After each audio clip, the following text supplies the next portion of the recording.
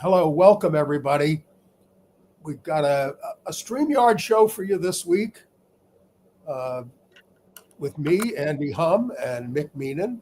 I'll tell you about Ann when we get started. Where are you, Ann? Okay. And Ann will be back next week, but we're going to have a good show, a lot of news. This is Christopher Street Liberation Week in New York and in other cities. Yes. And in Budapest. They're having a hell of a fight. But the parade will go on June 28th. Well, and we have to really escalate the noise we make so that we'll be heard.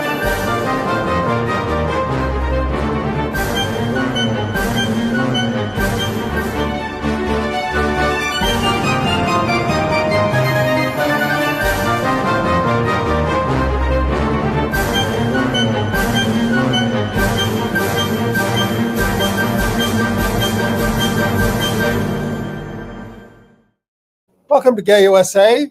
I'm Andy Humm, coming to you from Chelsea. Mick Meenan coming to you from the studio. Yeah, well, I'm trying to spare Mick and the people in the studio because I've been sick all week. I'm getting over it. And Ann has not completely gotten over it, though she's getting better. She wants you to know I'll be, she's alive and okay, and we'll be back next week, but needed a break after 8 straight weeks of doing the show after surgery. She hopes to see people at the Drag March in New York on Friday, Tompkins Square Park, 7:30, and the Queer Liberation March on Sunday, 11 a.m. at the AIDS Memorial, and we're going to march uptown. But she says she'll do that if she can stop coughing. So, welcome. Hi, Mick. Hi, Andy. It's a pleasure to see you. I'm thinking of Ann, and happy Pride to everyone. Everyone. Let's talk about what's on the news this week. So it is big news out of Washington. The Democrats picked out gay Robert Garcia as the ranking member of the powerful House Oversight Committee. And it is a big gay win in the New York City elections last night. We'll tell you about that and about the mayoral race. But basically this weekend, Pride is protest, and that's what's happening. Yes. 5 Democratic senators take over the Kennedy Center to host a Pride event that hopefully will ruffle some feathers. This was a rogue event. Transgender youth and allies rallied to protest the Supreme Court's blow to gender-affirming care. Louisiana's law mandating display of the Ten Commandments is struck down by an appellate court. But that didn't stop Texas from passing a similar bill. But they're also in Texas getting their first out transgender elected official. Which is good news. On the other hand, we have some tragic news out of Philly. The suspects in the murder of Derwin Matthews, a gay man, have been named, but they remain at large. The crime is no longer considered a hate crime. A couple of people we lost: Eric Bauman, the influential gay Democratic leader in California, and the man who brought the case that led to civil unions in Vermont. Trump shuts down the National LGBTQ Youth Suicide Hotline, which is utterly despicable. What a nice Pride present from the administration. Well, that's the exact reason why they're doing it. Well, he is, and I use the word advisedly. I won't use the F word the way he does all the time.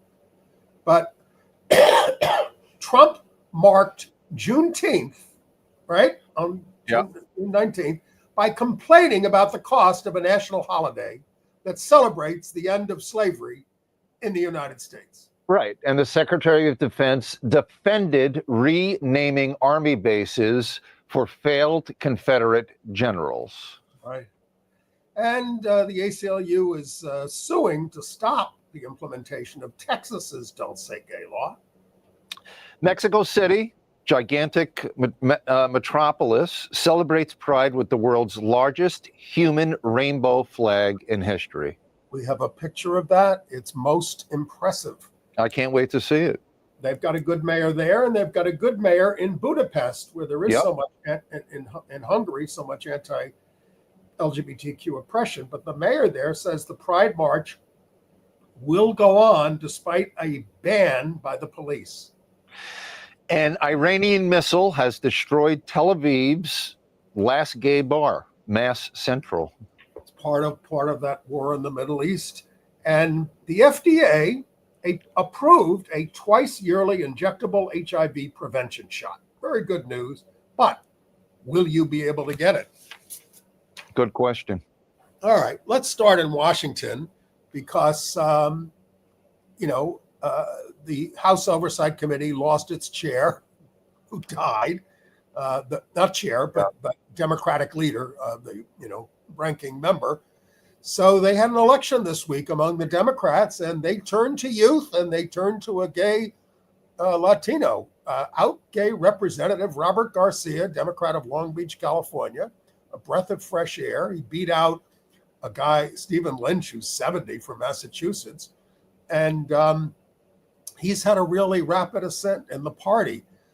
He was backed by the Congressional Hispanic Caucus and by the Equality Caucus and the Progressive Caucus. So this is a guy who's, he can't be president. He emigrated with his mother from Peru at a young age and became a U.S. citizen only in his early 20s. But he has been really, in terms of the fight against Trump, he's been on the front lines. Yeah. He's the guy who went down to El Salvador and said, what's going on with Andre Jose, Hernandez Romero? Yeah. That we still don't know about that. And Garcia is very present on social media. He really likes to poke the MAGA right wing in terms of some of the more outrageous things they're doing. About 2 hours ago, Garcia tweeted, quote, his chairmanship means that we will be leading investigations against the corruption of Donald Trump and those who seek to harm the American people. And of course, the presumption here is that the Democrats are going to win the House in the midterms.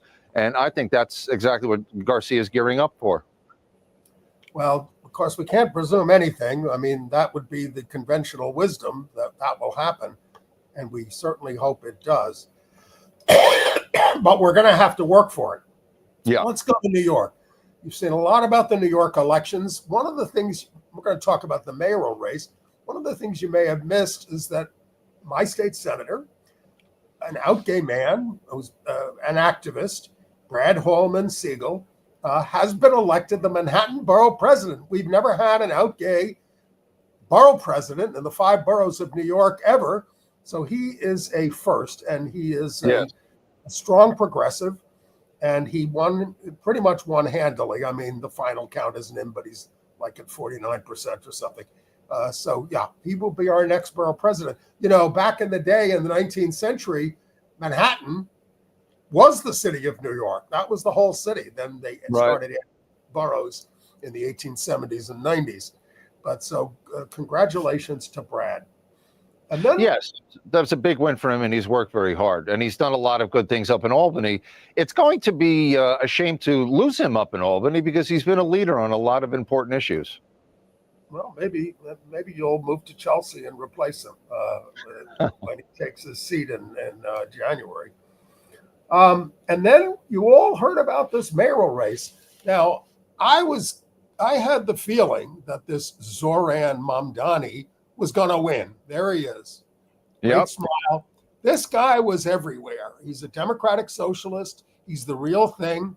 He had 40,000 volunteers. And his victory over Andrew Cuomo, the disgraced ex-governor of New York, was a total rebuke to the establishment, which did everything in their power to stop this, man from becoming the mayor of New York. They smeared him with ads. They spent spent tens of millions of dollars against him. They got to pull back because he's the future of the Democratic Party. Some people in some parts of the country, the Democratic Party has to become more moderate. Not against the Trump stuff. We need people who are more aggressive, and he is. Well, Andy, as I told you, I worked the polls early voting this week. I worked yesterday out in Queens at a poll site. It's work I've done over the years many times.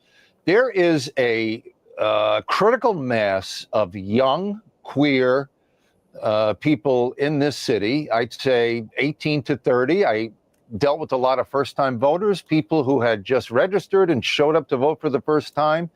And especially in Brooklyn, they put Mamdani over the top. And I think what these folks are saying is that we are sick and tired of having to shove 4 and 5 young people into an apartment in Brooklyn in order to pay the rent. These are kids with college degrees. They're bright, they're ambitious, they're patriotic, and they deserve a break. I hope that in November they continue to show up. I would urge everyone, especially if you're a first-time voter, to go to vote.nyc. Vote.nyc. It's the Board of Elections. Make sure your registration lines up correctly. All of your information is correct, your date of birth, your address, etc., so that you have no problems voting on November 4th. Because Mamdani is going to be up against the incumbent mayor, also disgraced Eric Adams, who was indicted by the Biden administration and let off the hook by the Trump administration. I don't see Eric prevailing, and there will be a Republican candidate, Curtis Sliwa of the Guardian Angels, the guys that come around with the red berets on the subway. So that, and now, Andrew Cuomo has an opportunity to run a third party, but I think he's going to be leaning against that at this point. Well, I mean, Andy, just to take a moment to look at this victory and to have the former two-time governor concede basically to a 33-year-old man, kid who went to Bronx Science, who had to ride the subway every day to go to high school. And as you had mentioned earlier, they tried to Willie Horton him. They tried to smear him, and they took a racist and highly bigoted approach to it by spending tens of millions of dollars from outside money. These were, these fat cats who don't even live in New York City. Well, it's Mike Bloomberg. Mike Bloomberg put $10 million to destroy this guy. Well, it didn't work. And the real estate industry, another $2.5 million. It's disgraceful. And I hope that they'll, and I'm a little concerned that people like Chuck Schumer and a lot of the big Democratic officials haven't immediately said, we support our Democratic nominee. Right. And we're going to get behind him.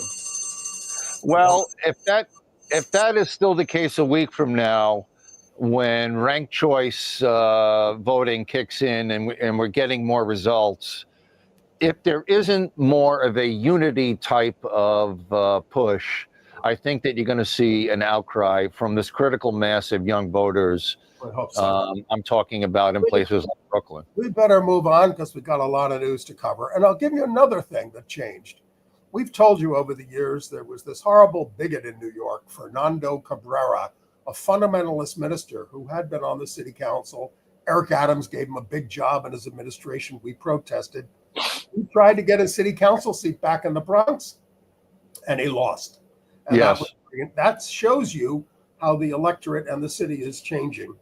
By the way, the Victory Institute, the Victory Fund, Victory Institute, they have their report out, 2025 out for America, which shows that LGBTQ representation overall increased almost 2.5% from 2024 to 2025, but 198% since reporting began in 2017 under the first Trump administration.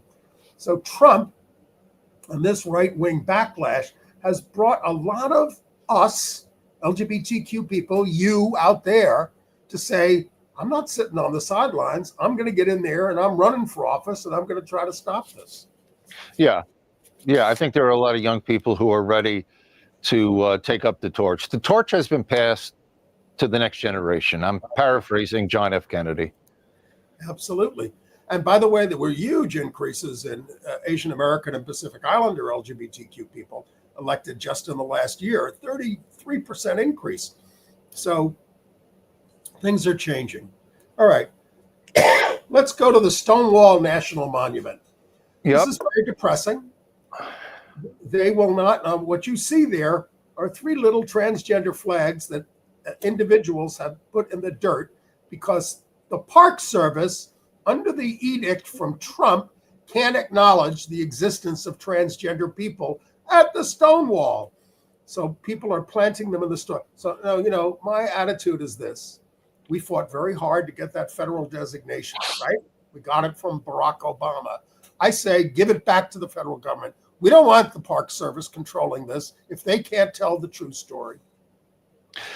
Well, the community isn't going to stand for it. And there are going to continue to be these acts of civil disobedience, if you will.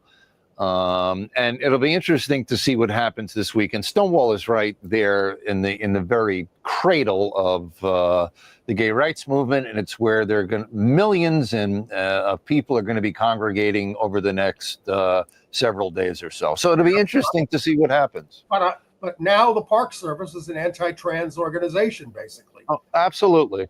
They should be gone. We should be removed from it. That's what I'm saying. City should take it back. And you know what? I don't even want the city and state to take it. We just need to take it back. Now, Chicago is having their 55th world's, Chicago has this distinction of having the world's first LGBTQ Pride March. They did it the day before we did it in New York in 1970. So they're doing theirs this week. They gather Saturday, June 28th at noon, and at Washington Square Park. So check out your local listings. Let's talk about what happened at the Kennedy Center. Sure. Let's talk about the fact that senators from the heartland, from Colorado, Elizabeth Warren from Massachusetts is also in on this. 5 senators, Tammy Baldwin, John Hickenlooper of Colorado took the lead on this. And they sort of surreptitiously rented out some space in the Kennedy Center to basically give a middle finger to the bigots in the Trump administration who are not honoring Pride this month. Right. They did their own little Pride thing. They didn't tell the center that exactly what it was going to be about, but they got all these kinds of gay people performing. My God. Javier Munoz from Hamilton, Brandon Aronowitz from Falsettos, Beth Malone sang an old-fashioned love story from The Wild Party. Harvey Fierstein wrote a skit for it. So this was all happening. And what Hickenlooper said was, what's happening in the world is deeply concerning, but even in our darkest hours, we must continue to seek out the light. The LGBTQ community has long embodied this resilience, maintaining joy and creativity in the face of adversity. This did not make Richard Grinnell, the out gay or homosexual head of the Kennedy Center, very happy. He called Hickenlooper. Hickenlooper said that Grinnell was agitated, but not unreasonable. Yeah. Grinnell didn't cancel it, but they had a plan to go to a backup theater if he did. Yeah, is Grinnell going to show up and attend, or what is he? It happened. It has already happened on Monday. Oh, he keeps putting out statements. We welcome everybody, but not for partisan political pranks. Anyway, so that was all right. The New York Stock Exchange. The Stock Exchange. Yes. My father was a stockbroker. They displayed the Progress Pride flag there outside the famous stock exchange down there on Wall Street. Right. Ann writes, corporations may be retreating, but the stock exchange is hanging in. Right. I think it's a very becoming look, actually, with that, neo-Greco, neo-Roman architecture. The flag looks quite attractive. It does. It stands out. And of course, it's up so high that it's very hard to tear down and burn. So Right. in a Colorado neighborhood in Longmont, they've had somebody tearing down flags and going after them. So we have a video report on what happened there. New at 10, it may be hard to see on this black and white doorbell footage, but if you look closely, you can see a man wearing a face covering tearing down a pride flag. And this is not the first time that it's happened. As your reporter Alan Janae explains, this is happening over and over again, and the Longmont neighborhood is now banding together as things get more serious. It's video at night capturing what has the Harvest Junction Village neighborhood rattled. Is making a move to put us away, to keep us out of the light. Cheryl Kohler has had enough. I'm 3 flagpoles in and no pride flag to show for. There's a bent flagpole in front of her home that used to look like this. Is trying to silence the LGBTQ community, and particularly because we keep putting the flag back up, wants us to stay silent, wants us to reduce our visibility as well. She's not the only one. Flags all over the neighborhood have been ripped down. It was a banner flag just hanging down, and the man just came and ripped it right out, ripped the nails right out, tossed the bar in our yard and took off. Mike McFerrin worries about his kids with a man on their porch. It's a hate crime. Police have been aware of a number of incidents in which flags have been torn down. But things recently got more serious. That's where you've been growing your tomatoes back there. Yep, right here. Lindsay Bailey was working in the garage of her home, which had a flag, when an angry man came down the street. They rode right by on their motor scooter and just swore at me about how they hated Pride Month and lots of expletives. The man seems to be using a scooter to get around. This time he turned around and came back. Lindsay's husband came out with a bat and the man yelled at him, threatening that they were going to harm him, that he would be back. Amid all of it, neighbors have banded together. It's no more or less likely to happen here than anywhere else, I think. But it happened here, and so we're responding. You're drawing a line. We're trying to. Immediately starting a fundraising campaign to replace flags. Nobody has objected, and now other neighbors have added flags too. This is part of you. This is part of your belief. If people with power don't stand up, then who will? And so they are standing up. While the man remains a mystery and police say they are gathering evidence and statements, this neighborhood is saying, not here. You're going to keep putting your flag back up, though. I'm definitely putting my flag back up. In Longmont, Alan Janae covering Colorado First. There you go. And it's that kind of spirit that has led U.S. Senator Hickenlooper to take the action that he did at the Kennedy Center.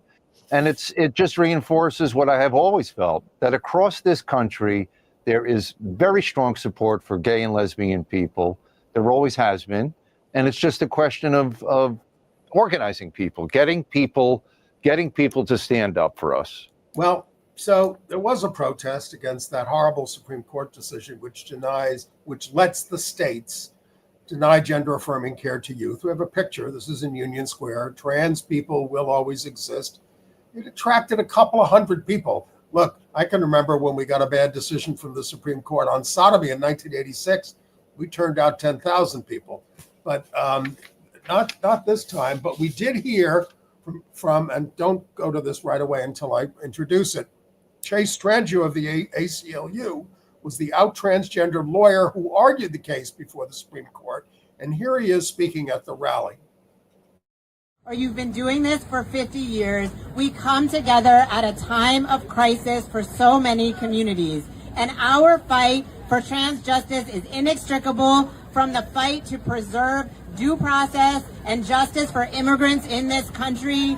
It is inextricable from the fight for racial justice to stop this administration's cruel grant eliminations for people studying health disparities for communities of color. And it is inextricable from the fights for bodily autonomy that the Supreme Court continues to wade into to take away our access to medically necessary health care. And so, here's what I have to say about this decision. It takes a lot for 3 young people and their parents to go up against their government and all the way to the Supreme Court. So first and foremost, I want to give a huge shout out to our clients, and I want us all to cheer for them right now, because that's right.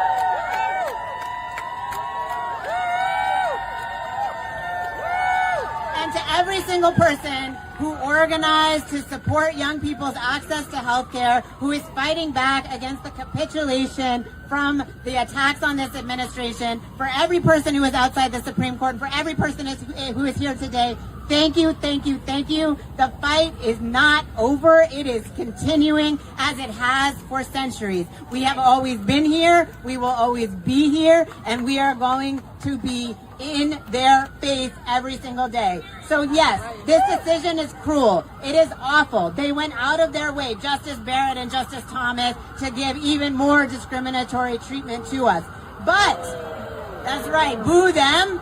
And as bad as this decision is, it does not foreclose our legal battles in the federal courts against this administration, against other attacks on our rights and well-being. It does not stop our litigation in state court. It does not stop our legislative advocacy. And most importantly, it does not stop the care we take of our communities.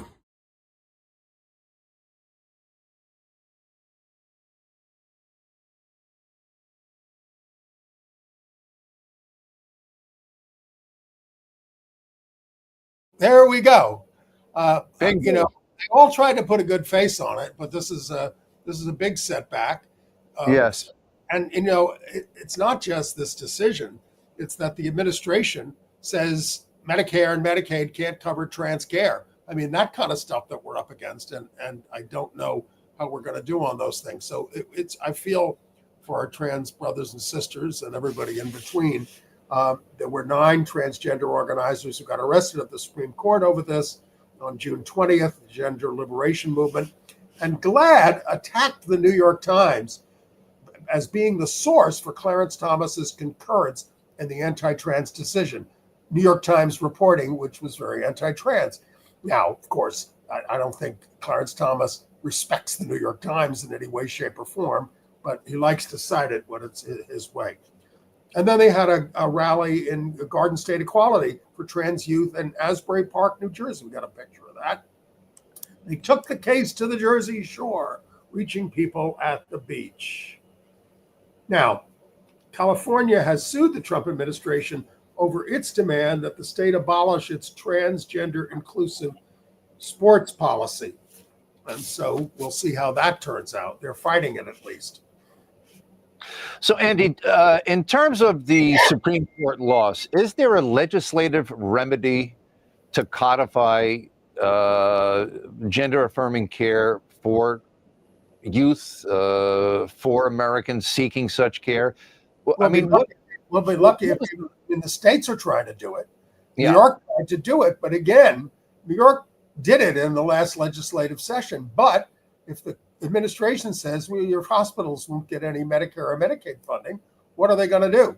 So this all has to be sorted out.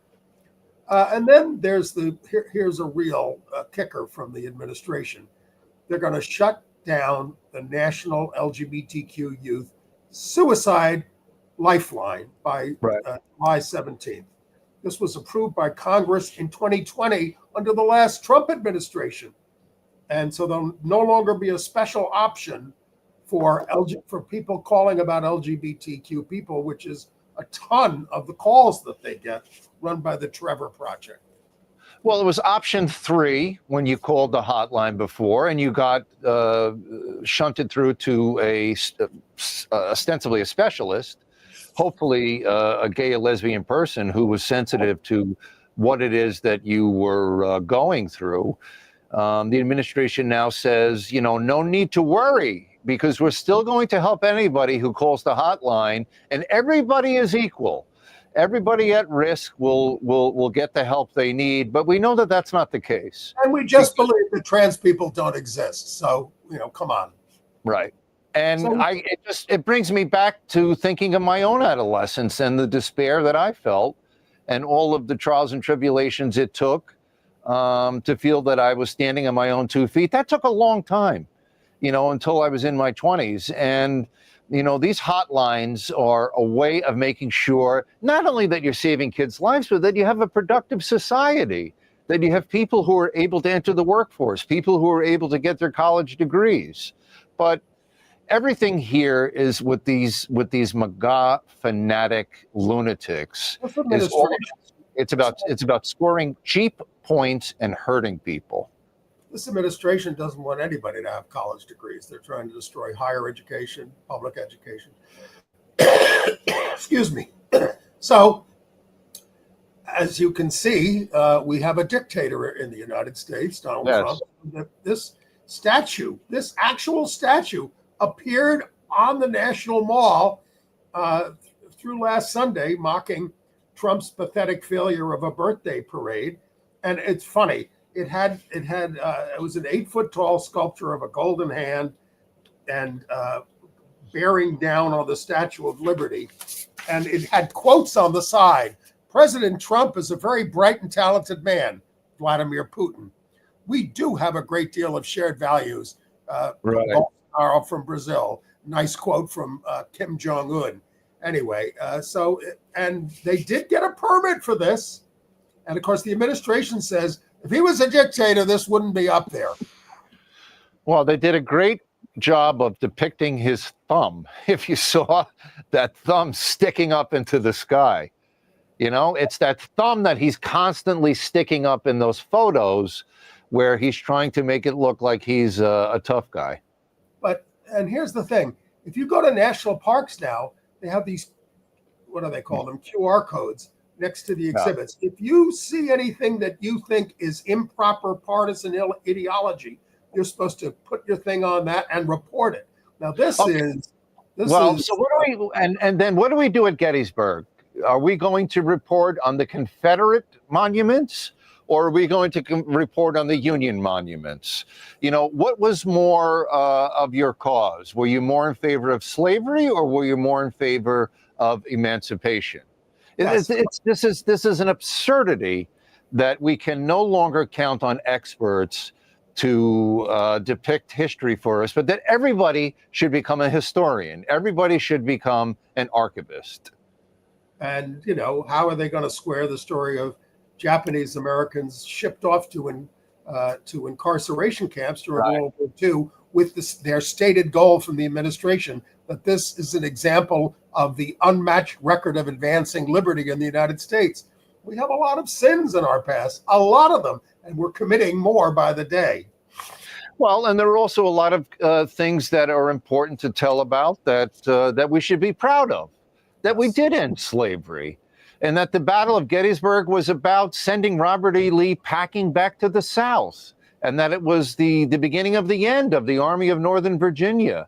But again, as I said earlier, we have a Secretary of Defense who wants to rename Army bases for failed Confederate generals who were in rebellion against the United States of America. They were traitors. Yes. All right. Okay. And then there's the way that Donald marked Juneteenth. He said we have too many non-working holidays. This is costing us billions of dollars. No, let's get rid of these things. Juneteenth. And he's the guy who campaigned on making Juneteenth the federal holiday in 2020. Do people not know how much he lied to you to get into office again so that he could destroy this country? And Biden flew commercial and went to Galveston, Texas, where ostensibly slavery actually ended on that day, and had a service with African-American leaders, a very dignified, rather low-key service. He wasn't, getting a huge press response, but that was Biden's response. And how much more appropriate than what the President of the United States was squawking about on his social media site. Right. We may be burying the headline because while all these distractions, the Mideast war, which was horrible, and all these other things are happening, the big, horrible GOP bill is hurtling towards passage. And they seem to be ready. There are some dissents in the Senate, but I don't think enough. However, the parliamentarian of the Senate has ruled that at least a few of its awful provisions are not germane to a budget reconciliation bill, including a measure to push some of the costs of federal food aid onto the states.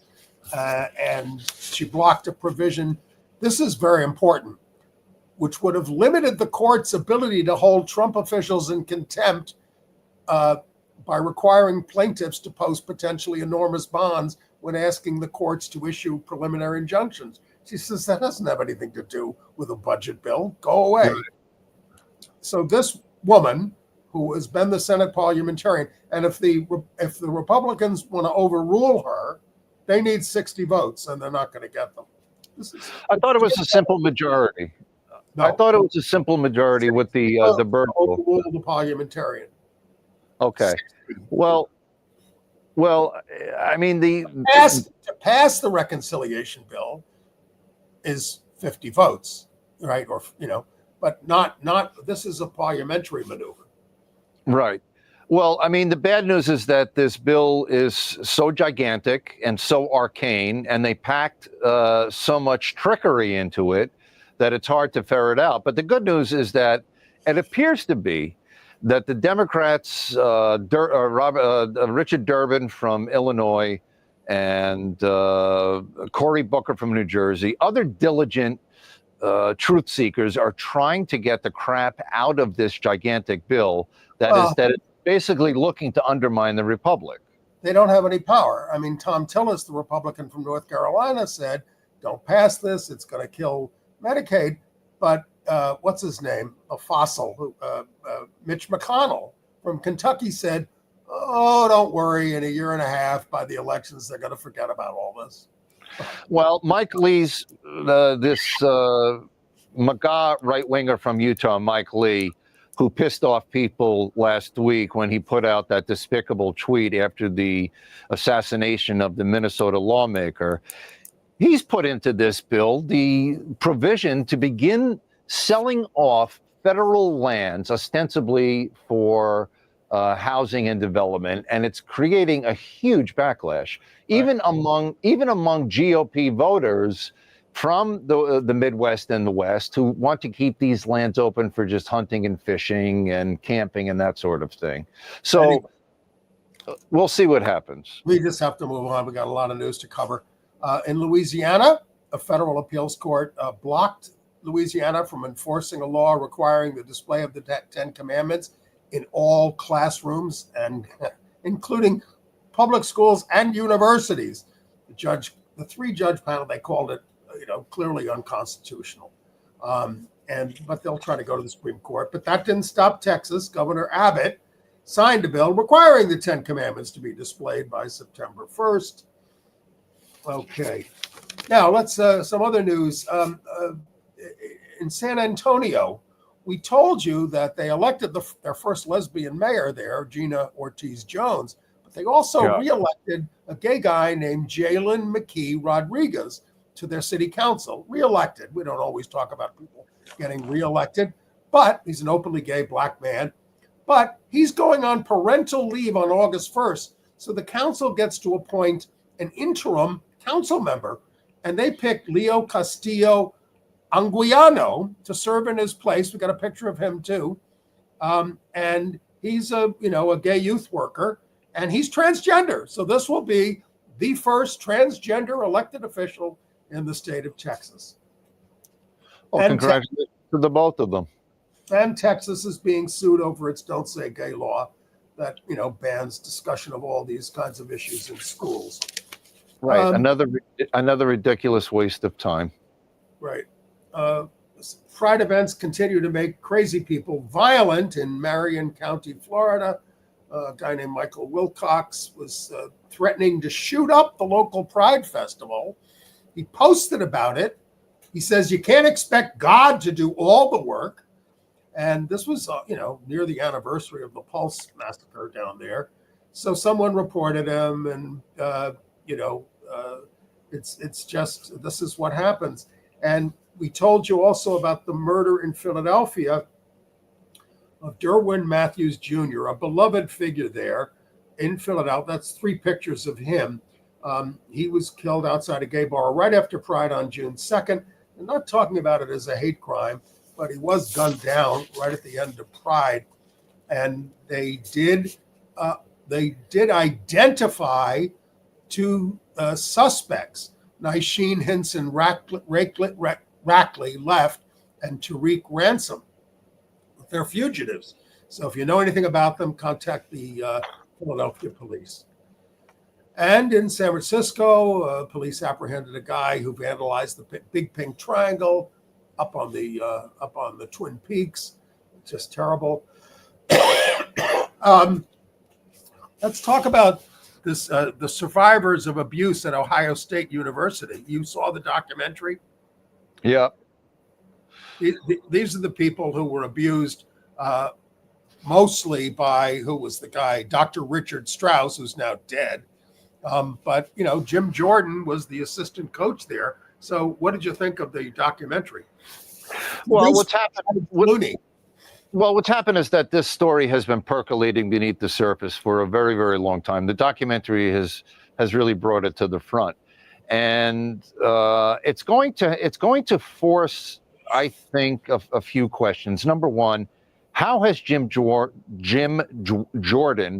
risen politically, and who enabled him, who funded his campaigns? How has he been able to get reelected, number one? And number two, what laws are in existence where you can either pursue a criminal prosecution or you can do a civil lawsuit to try to get to win some sort of penalty that is commensurate with the crimes that Strauss himself directly committed, but which Jim Jordan allegedly abetted.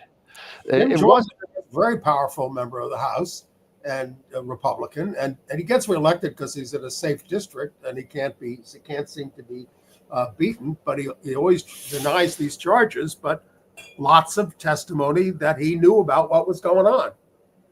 Well, it'll be interesting to see just how much of a loudmouth he continues to be in the wake of what this documentary has said. Okay. All right. Let's talk about some people we lost. We lost a guy named Stannard Stan Baker. He's a deacon at the Cathedral Church of St. Paul in Burlington, Vermont. He was the lead plaintiff in Baker v. Vermont, which was the 2000 case that established civil unions in Vermont. The court in Vermont ordered that to the legislature, you got to give these people equal benefits. So they did. He was 79 years old. He died on June 23rd of an apparent heart attack. It was a groundbreaking case because we didn't have any statewide rights anywhere in the country up until that point. And this guy worked I believe, as a psychotherapist, and of course was very active in the Episcopal Church. The case also included 2 lesbian couples. And then we have more details on the death of Anne Burrell, the Food Network star. That's her with her husband, Stuart Claxton, who found her lying unresponsive in the bathroom shower. Well, apparently it's being investigated as a possible drug overdose. They found about 100 pills around her body. And so she died there on June 17th at the age of 55. Right. It's a very sad story. Tragic. Somebody else we lost, controversial figure to a great extent, but also an influential one, Eric Bauman. Yep. He was the Democratic leader in California. Really, he was motivated in part by the AIDS crisis. He got involved. He grew the LA County Democratic Party. He became, turned the party around and got a lot of people elected. He was the first openly gay and first Jewish person to chair the party. But in 2018, it was reported that he made crude sexual remarks and engaged in some unwanted touching and intimidation with people in professional settings. So he withdrew and said he was going to seek treatment. He only surfaced recently again to host a radio show. He is survived by his husband and partner of 42 years, Michael Andreychuk. Yep. Okay. International news. Let's show them that flag in Mexico. This is made up of 6,000 human beings turning themselves into a flag there in Mexico City. This is so impressive. Organized by the mayor of Mexico City, Clara Brugada, who joined the crowd and led the choreography and said, Mexico is and will continue to be the city of rights and freedoms. And wow, so we don't get that in many cities. And contrast that to Washington, D.C., and what just recently happened there under the fascist Trump administration. There were no rainbow flags in the military parade. And then, very importantly, Budapest, right? Yeah. We told you that the government passed a constitutional amendment. You can't have public gay demonstrations. It hurts children. Yeah. Passed overwhelmingly in the Hungarian parliament. So the mayor of Budapest, Gergely Karasconi, there he is. He says Pride is going to go ahead in his city despite the fact that it's banned by the police. They will organize it, and there could be confrontations here, but he's going to do it. And there are going to be a bunch of people from the European Union who are going to come down there and march with them. Technically, you risk a 500 euro fine if you violate the rights of children this way, according to the government. Right, and the conservative Catholic Cardinal of Budapest, who's a big pal of the fascist president Viktor Orban, the cardinal had to suspend last year a priest, one of his acolytes, because this fella was doing gay porn on the side. How do you explain this? Father Gergo Bessi, and there he is, Deputy Prime Minister of Hungary. So he's been exposed. He's the guy who blessed the parliament and everything, and does everything for Orban. He spoke out against LGBTQ propaganda, but he was having a good time on the side, wasn't he? Well, I have to tell you, this is a very, very peculiar fetish. People who are into having sex with priests who are part of an organization that vilify you. I guess, what is it? They're turned on by the collars and the chrism. Let's put chrism on each other's faces. I mean, it just still boggles my mind at the number of gay priests that are out there and how the organization continues to exert so much political influence. Okay, we should move along. There was a protest in London at the Hungarian embassy that drew about 200 people. There's our friend Peter Tatchell in the middle of that picture. They drew a lot of people to protest the ban in Hungary, and we'll see what happens in Budapest this weekend when they march. We're seeking justice for the slain Filipino ex-scribe, LGBTQ activist Ali Makalintal. She was shot by an unknown gunman in General Santos City. She's part of the leading rights group there, and the Rainbow Group there, a national alliance of LGBTQ organizations, called for an investigation and justice for her. Political killings are not uncommon there. On the other hand, Vice President Sara Duterte, she's the daughter of Rodrigo Duterte, who was pretty much a monster when he was president, except Rodrigo even made some pro-gay noises. But she urged Filipinos to protect the rights of lesbians, gays, bisexuals, transgender. She says it's part of their program. So that's encouraging. Any port in a storm. And then we've got a story from, about what's going on with the war and missiles going back and forth between Iran and Israel. Yeah. An Iranian missile destroyed Tel Aviv's last gay bar. Yep, it was called MASH Central, and it was the city's only gay bar. But that's a little misleading because Tel Aviv is a very gay town, and my Israeli gay friends have always described Tel Aviv and Israel in general as being a very gay-friendly place. The bar was located in Alamy Street, which is named after the former British High Commissioner over there during the World War I era, and it was in the diplomatic section of the town where there were embassies and consuls and whatnot. And it's another tragic casualty of this war that's going on, where it's a hot war. People are getting killed as we speak. Right. And in Russia, we've told you about all the anti-gay laws there, but they have really stepped up enforcement. It's almost like what ICE does in this country. Yeah. And it's a big moneymaker for them. It's a witch hunt. All right, some AIDS news. The FDA has approved the twice-yearly injectable HIV prevention shot, and under the name Apretude, an injectable form of PrEP that is administered. Excuse me. Oh, this is 3 years after the approval of Apretude, which is every other month. This is twice a year. And this is lenacapavir by Gilead. Apretude was used by 21,000 Americans. The daily pills are taken by 500,000.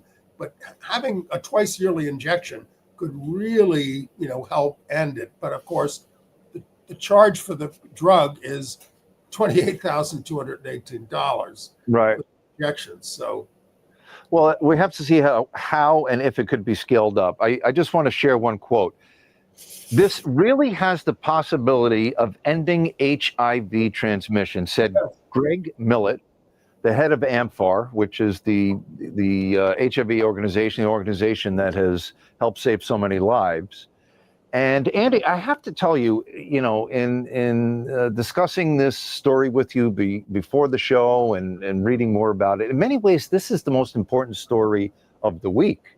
I mean, this has a possibility of changing life. I mean, consider for a moment that it has taken 40 years to get to this point, and how many lives could have been saved had we had this life-saving medication earlier. And it is now all at risk because of who's in the White House, just like it was 40 years ago. Yes, under the Affordable Care Act, preventive services have to be covered. And the administration is trying to end that. Yes. They're in court trying to end that, or just trying to, dispense with it.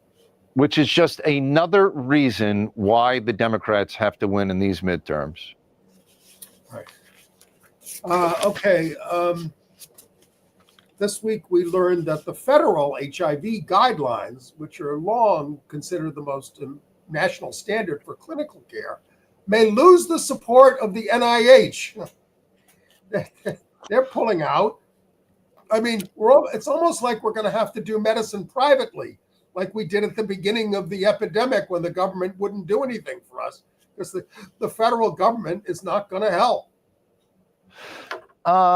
So, I want to defer to you because of your expert knowledge in this area. Where are we at exactly in terms of HIV funding and HIV treatment in this country, domestically, not necessarily abroad?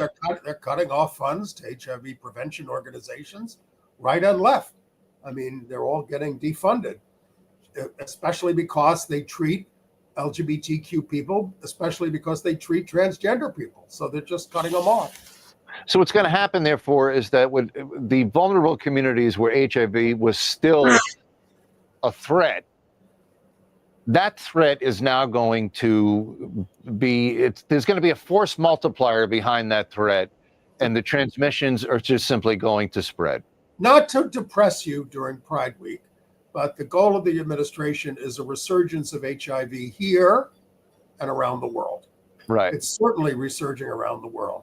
Then we have our friends at Broadway Cares. They held their Broadway Bears come out burlesque thing at the, where did they do it? At the, whatever. They raised a record $2.4 $5 million. It's a lot of money. It was, it's for the young, but they had a lot of great stars there. I didn't go this year. You kind of have to stand through it all night, but people are really into it. It's a strip show with a lot of stars. And Nicole Scherzinger, who won the Tony for Sunset Boulevard, she sang a number, and we're going to link to that in our email. If you sign up for our email at gayusatv.org, you'll get our weekly email, and this will be one of the extras this week. And as we say, it's also your chance to make your Pride donation to Gay USA. Okay. There you have it. I want our director to chime in and tell us how much time we have. Well, 6. About 3. Yeah, 6. About 3 minutes. 3 minutes. All Okay. right. Brokeback Mountain is being released in after 20 years. No, that's not Brokeback. That's Heartstoppers. That's Brokeback There we Mountain. go. There's not going to go to Heartstoppers. There's not going to be a 4th season for that. But they're going to make a movie. These kids, Charlie and Nick, Joe Locke and Kit Connor, Billy Porter and Marisha Wallace are going to reprise their roles in Cabaret at the Kit Kat Club in New York. They did it in London starting July 22nd, and that's what we have. And we have time here, so why don't we show that famous national anthem sung in Spanish, Star Spangled Banner by Neza at, I guess this was at Dodger Stadium, wasn't it? Yep.